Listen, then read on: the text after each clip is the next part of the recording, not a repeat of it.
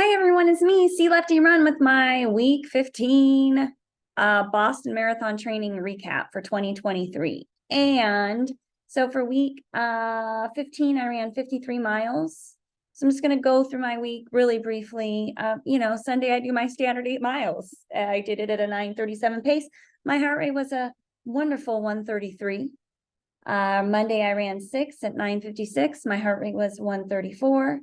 It's just so interesting. The only thing I can think is that Monday is dramatically slower because I run with a friend and we do talk the whole time. Like it's literally a conversational run. Tuesday I did 10 miles on my treadmill. Guess what? It was raining again. Guess what else? I didn't want to get my feet wet. I'm over it. I still have that blister I can't get rid of. It's getting better. It's getting better. But I was like, I'm not doing it. Not doing it in the rain. I do have 4x4 minute hill repeats to do. I'm just going to set the treadmill to 3% grade and tackle this run. So I ended up doing 10 miles. It was 45 minutes easy, where I did, I think the first 4 miles, or 45 minutes, I did it like a 9:30 pace. And then the 4x4, I think I ran it slower than what was prescribed. I did like 8:30 pace for 4 minutes at 3% grade, and then I'd flatten it down to a 9:30, and I repeated that 4 times. I felt like dynamite though on Tuesday. I felt really good, like I could have kept going. And then I did a cool down, so that ended up being 10 miles. And I remember after the run, it was almost like I didn't even run. It's just interesting when you run on a treadmill, how different my body feels when I run on a treadmill. It doesn't feel like it worked as hard. And that's always the case. I will say though, faster paces feel harder on the treadmill. Like when I run a 7:45 outside, it feels easier than it does if I run a 7:45 pace on the treadmill. I don't know why that is. Wednesday, I took my rest day.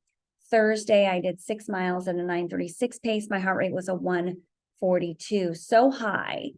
And I think it's like Wednesday, I had book club Wednesday night, and didn't go to bed till like 10:30, which is not enough sleep. I got like 6 hours and some odd minutes of sleep. My heart was 142. Thursday night, same thing. For some reason, didn't get great sleep. I went to bed too late. And then I had to wake up at 4:30 because I have an 8-mile run on Friday. So I was in the 6-ish range for sleep. I ran 8 miles at a 9:36 pace, and my heart rate was a 140. So both of those runs on Garmin showed up as tempo. Do I care? Not really, because they didn't feel strenuous. So I just go by effort, and they didn't feel hard. But I'm curious if my sleep was somewhat attached to why my heart rate was higher. Saturday, I ran 15 miles at an 8:28 pace. And I was kind of nervous about this run. This run is always hard at the end of the cycle because your body is just tired, and the cumulative fatigue is really hitting hard. And so I had 10 miles at marathon pace, which for me is an 8:06 to an 8:16 range. So I was like, I felt like I really needed to hit this workout because I needed some type of confidence boost. I feel like it's been a cycle of ups and downs, and either I was struggling with some type of injury. Thank God, nothing severe enough to take me out completely, but like things I had to work on and things I was concerned about, right? They always were in the back of my mind. And then if I was feeling good, then the weather was bad, and I had to change things up for the weather. And then I got that stomach virus bug thing. So I was like, I'm feeling good. The weather's good today. I got to knock this one out of the park. And I did. So I did, my first mile was at 7:59. My second mile was at 8:01. My third mile was at 7:56. Fourth, 7:56. Fifth, 8:02. Sixth, 7:57. Seventh, 8:06. Eighth, 7:53. And then I have 8:03, 8:10, and my final mile was a 7:48. I did 10. I think I just counted off just now, but anyway, so it went well. I was really happy with it. Yeah, so yay, I ran those in my Saucony Endorphin Speed 3. I will run Boston in my Saucony Endorphin Pro 3, which I have not worn this cycle. I ran the Rebel Big Bear Marathon in that shoe. It served me well. I didn't want to buy another pair of shoes. It doesn't have a lot of mileage on it. So I was like, I'm going to put these off to the side and not train in them. I'll train in the speeds. And so then on race day, it'll give me a little placebo effect, maybe. I don't know. Some things to note. On my Saturday run, I was playing around with fuel. I always use precision gels, which I really like. They have the 100 milligram, can't speak, 100 milligram caffeinated gels, and then the standard gel with 30 grams of carbs, which is 5 more carbs than Morton. They're also pretty easy to get down. However, they have no sodium in them. And as you know, I am a very salty sweater. So I was like, well, maybe, so my Saturday run, I played around with some things. I tried the SIS, Science and Sport gel, which a lot of people like. And I had the salted strawberry. And I thought, well, if I like this, I can take one on course and get the sodium from it.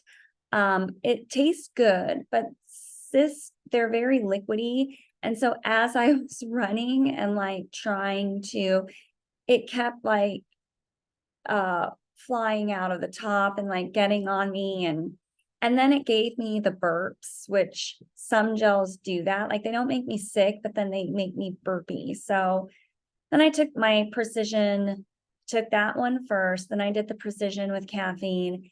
And then I topped the runoff with Huma Mango, which Ben Park said he really liked. So I was like, I'll try it. No, I don't like it. I don't like Huma. I just don't. Just doesn't taste good to me. I don't like it. It doesn't have a lot of carbs, 21 grams. So I'm sticking to my precision fuel, which stinks is that I only have 2 caffeinated precision fuels left, which I'll use at Boston.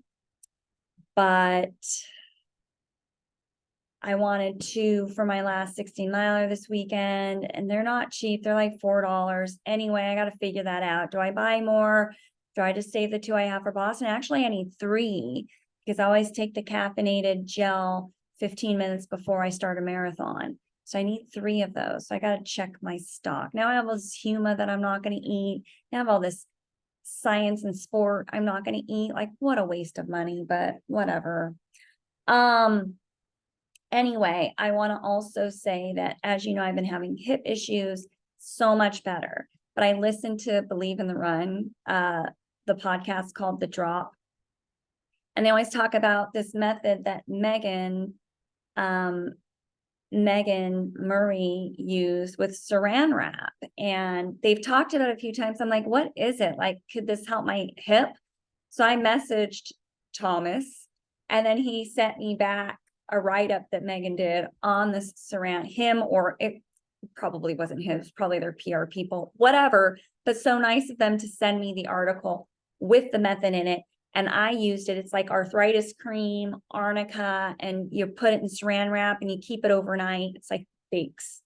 And I'm going to say, like, I did it and my hip feels so much better. So much better. So I've been doing that at night. I just tape the saran wrap. I don't wrap it all around my body, but I just tape it. And that's been very helpful. So if you're struggling with any, she used it for her Achilles. I would imagine it would work for the knee, for any type of weird niggle you're having. So I am going to put that article in my comments section. I also this week read Kara Goucher's book, The Longest Race, which blew my mind and was so good. It did make me want to go burn my Nike ZoomX Invincible shoes, which, like, I don't even use the Nike carbon plated shoes. I'm worse. I have like my easy running shoes are Nikes. It made me want to burn them. But I already spent the money, so I'm not going to go that far and burn them. But I don't know if I'll buy anything from Nike in the future. I don't know if they're still doing that stuff, or, you know, if they just stopped their practices because they got caught, which is what everybody does, right? And anyway, if you're looking for a good read, that book was fascinating. I would show it to you, but I already passed it to a friend of mine. So Yeah, that's all I got for today. The Saran Wrap Method and The Longest Race, which was a great book. I feel like this has been the longest training cycle. I'm really looking forward to have one more hard week ahead, and then I get to taper, which isn't much of a taper, but hey, 12 miles is a lot better than running 16. Yeah, my last 16-mile long run next weekend. And I was listening to a podcast today with Nell Rojas, who was it? Rogue Running. And she was saying she did her last long run for Boston already, but she runs 22 miles and I don't, as you know, I just run up to 16. So, because she said she's going to do the Cherry Blossom 10 miler. And you always think like, oh no, it is my last long run too big. You can't get in your head like her training is her training. She's on a way different level than I am. My training is my training, and I need to stick to my training and not compare my training to some elite athlete's training that I will never, ever be. I also have to remind myself that my main goal for Boston is to show up healthy and to have a good time. So yeah, and I think I'm going to go out at like a sub 350 pace, even though I've been training for sub 335. I'm like, I'll go out at a sub 350 because in the back of my mind, I'm like, I would like to qualify again. So I think I'll go, 8:45. My first 2 miles might be like in the 9 range. And then I'll try to get it down to like the 850s, and we'll see. I don't know. It depends on a lot of things. Oh, and lastly, as you know, I'm a salty sweater, which I said. So I tried the LMNT. A lot of people say that's good. I've been having Noon, and what else? I don't like Liquid IV. It's too sweet. A lot of them are too sweet for me, and I don't like the taste of artificial sweetener. So I got the unflavored LMNT because I heard about it on Matthew Walker's podcast. He's the sleep doctor.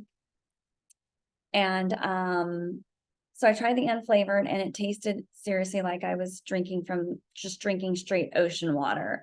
I was like, this is awful. They did send me a sample pack of other flavors, and there was one that I did like. But what's great about them is like I wrote them and I was like, this tastes like ocean water. I know I can't return it. So they just refunded me. They're like, don't worry about sending it back. We're sorry you didn't like it. I thought that is great customer service. So now I need to find one that I like from them so I can buy it, because you want to just support companies that have good customer service. Oh, here's something else about Boston. I can't sleep well, and then I'm going to the East Coast. So when it's 9 o'clock there, it's going to be 6 o'clock here, which is not good for me who already can't sleep. So I use this Vena CBD product that's made out of Laguna Beach, which is here. Happens to be an Orange County housewife who came up with the company. Anyway, it does have some THC in it, but seriously, it's the only thing that I can take it and be guaranteed to be asleep in an hour.